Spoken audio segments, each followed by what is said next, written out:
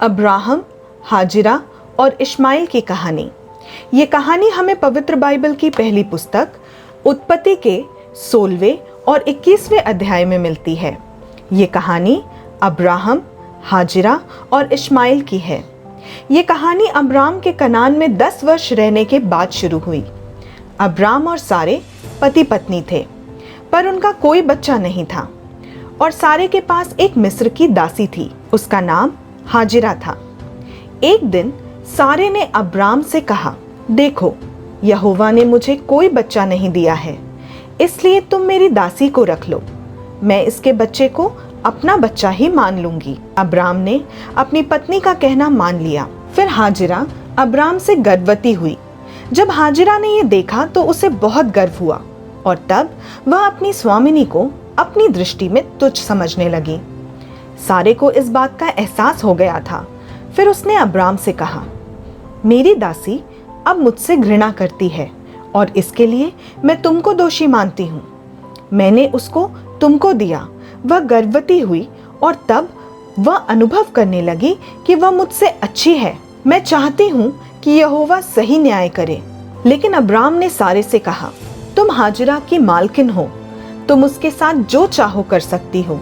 इसलिए सारे ने अपनी दासी को दंड दिया और उसकी दासी भाग गई। यहोवा के दूत ने मरुभूमि में पानी के सोते के पास दासी को पाया। यह सोता शूर जाने वाले रास्ते पर था। दूत ने कहा, हाजिरा, तुम सारे की दासी हो, तुम यहाँ क्यों हो? तुम कहाँ जा रही हो? हाजिरा ने कहा, मैं अपनी मालकिन सारे के यहाँ से भाग रही हूँ। यहोवा के दूत ने उससे कहा, तुम अपनी मालकिन के घर जाओ और उसकी बातें मानो। फिर उसने यह भी कहा, तुमसे बहुत से लोग उत्पन्न होंगे। ये लोग इतने हो जाएंगे कि गिने नहीं जा सकेंगे। अभी तुम गर्भवती हो और तुम्हें एक पुत्र होगा। तुम उसका नाम इश्माइल रखना, क्योंकि यहोवा ने तुम्हारे कष्ट को सुना है और वह तुम्हारी मदद करेगा। इश्माइल बनैल गधे की तरह होगा। वह एक स्थान से दूसरे स्थान को जाएगा और वह अपने सब भाई बंधुओं के मध्य में बसा रहेगा। फिर हाजिरा ने अब्राम के पुत्र को जन्म दिया। अब्राम ने अपने पुत्र का नाम इश्माइल रखा। अब्राम उस समय 86 वर्ष का था जब हाजिरा ने इश्माइल को जन्म दिया था। और फिर यहोवा ने सारे का नाम बदलकर सारा रख दिया और अब्राम का नाम बदलकर अब्राहम रख दिया। फिर कुछ साल बाद यहोवा के वचन के अनुसार यहोवा की कृपा सारा पर हुई। तब सारा गर्भवती हुई और बुढ़ापे में अब्राहम के लिए एक बच्चे को जन्म दिया और अब्राहम ने उसका नाम इसहाक रखा। फिर परमेश्वर की आज्ञा के अनुसार अब्राहम ने 8 दिन का होने पर इसहाक का खतना किया। अब्राहम 100 वर्ष का था जब उसका पुत्र इसहाक उत्पन्न हुआ और सारा ने कहा, परमेश्वर ने मुझे सुखी बना दिया है। हर एक व्यक्ति जो इस बारे में सुनेगा वो मुझसे खुश होगा। कोई भी ये नहीं सोच सकता था कि सारा अब्राहम को उसके बुढ़ापे में उससे एक पुत्र देगी, लेकिन यहोवा की योजना के अनुसार अब्राहम को एक पुत्र प्राप्त हुआ। फिर जब बच्चा इतना बड़ा हो गया कि माँ का दूध छोड़कर ठोस भोजन खाना शुरू किया, तब अब्राहम ने एक बहुत बड़ा भोज रखा। फिर सारा ने हाजिरा के पुत्र को खेलते हुए देखा, इसलिए सारा ने अब्राहम से कहा, उस दासी स्त्री तथा उसके पुत्र को यहाँ से भेज दो।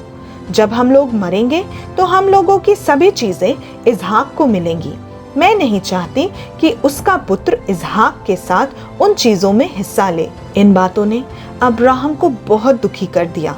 वह अपने पुत्र इश्माइल के लिए दुखी था, किंतु परमेश्वर ने अब्राहम को समझाया, उस लड़के के बारे में दुखी मत हो, उस दासी स्त्री के बारे में भी दुखी मत हो। जैसा सारा चाहती है तुम वैसा ही करो, क्योंकि तुम्हारा वंश इसहाक के वंश से चलेगा। लेकिन मैं तुम्हारी दासी के पुत्र को भी आशीर्वाद दूंगा, वह भी तुम्हारा पुत्र है, इसलिए मैं उसके परिवार को भी एक बड़ा राष्ट्र बनाऊंगा। फिर दूसरे दिन बहुत सवेरे अब्राहम ने कुछ भोजन और पानी लिया और हाजिरा को दे दिया। हाजिरा ने वे चीजें ली और बच्चे के साथ वहां से चली गई। हाजिरा ने वह स्थान छोड़ा और वह बेरशेबा की मरुभूमि में भटकने लगी। कुछ समय बाद हाजिरा के पास जितना भी पानी था वो सब समाप्त हो गया। पीने के लिए कुछ भी पानी नहीं था। इसलिए हाजिरा ने अपने बच्चे को एक झाड़ी के नीचे रखा और वो वहां से कुछ दूर गई। तब वह रुकी और बैठ गई। हाजिरा ने सोचा कि उसका पुत्र मर जाएगा क्योंकि वहाँ पानी नहीं था। वह उसे मरता हुआ देखना नहीं चाहती थी। वह वहाँ बैठ गई और रोने लगी। फिर परमेश्वर ने बच्चे का रोना सुना। तब उसने स्वर्ग से एक दूत हाजिरा के पास भेजा। उस दूत ने हाजिरा से पूछा, तुम्हें क्या तकलीफ है? परमेश्वर ने वहाँ बच्चे का रोना सुन लिया। अब जाओ और बच्चे को संभालो, उसका हाथ पकड़ लो और उसे साथ ले चलो। मैं उसे बहुत से लोगों का पिता बनाऊंगा। परमेश्वर ने हाजिरा की आंखें इस प्रकार खोली कि वह एक पानी का कुआं देख सकी।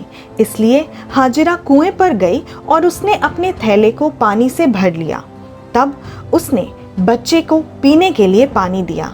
बच्चा जब तक बड़ा न हुआ तब तक परमेश्वर उसके साथ रहा। इश्माइल मरुभूमि में रहा और एक शिकारी बन गया। उसने बहुत अच्छा तीर चलाना सीख लिया।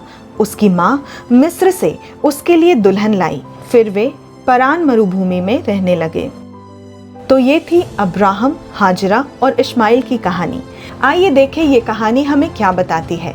जैसा कि हम जानते हैं कि सारा के पास कोई बच्चा नहीं था और उसे बच्चे की इतनी चाहत थी कि उसने अपना सब्र खो दिया और अपनी दासी हाजिरा को एक बच्चा पैदा करने के लिए अब्राहम को सौंप दिया।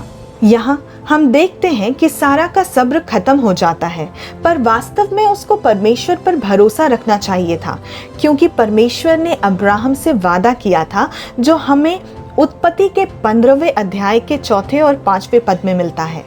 तब यहोवा का यह वचन उसके पास पहुंचा कि यह तेरा वारिस न होगा, तेरा जो निज पुत्र होगा वही तेरा वारिस होगा। और उसने उसको बाहर ले जाके कहा, आकाश की ओर दृष्टि करके तारागण को गिन, क्या तू उनको गिन सकता है? फिर उसने उससे कहा, तेरा वंश ऐसा ही होगा। तो सब्र रखना अति आवश्यक है, क्योंकि परमेश्वर द्वारा हर चीज का एक समय निर्धारित है और समय से पहले कुछ नहीं होता। ये कहानी हमें ये भी बताती है कि परमेश्वर अपनी कही बातों और वादों का पक्का है। आगे हम देखते हैं कि जैसा परमेश्वर ने कहा था वैसा ही हुआ और सही समय पर सारा गर्भवती हुई और उसने एक पुत्र को जन्म दिया और उसका नाम इसहाक रखा गया। और परमेश्वर के वादे के अनुसार अब्राहम कई राष्ट्रों का पिता हुआ। ये कहानी हमें ये भी बताती है कि परमेश्वर हमारे आंसुओं को देखता है और हमारी पुकार को सुनता है।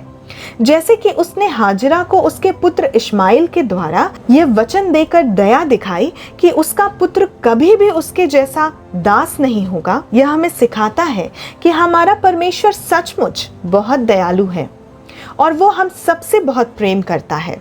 वह हमारी हर एक चिंताओं और परेशानियों को जानता है और केवल उसकी कृपा से ही हम बच सकते हैं। परमेश्वर की ऐसी और सच्ची कहानियां सुनने के लिए हमारे चैनल से जुड़े रहें। और अगर आपको बाइबल की कहानियां अच्छी लगती हैं तो इन कहानियों को अपने करीबियों तक पहुंचाने का प्रयास करें, ताकि परमेश्वर का वचन हर एक मनुष्य तक पहुंचे और वो उससे लाभ पाए। Thank you. जय मसीह की।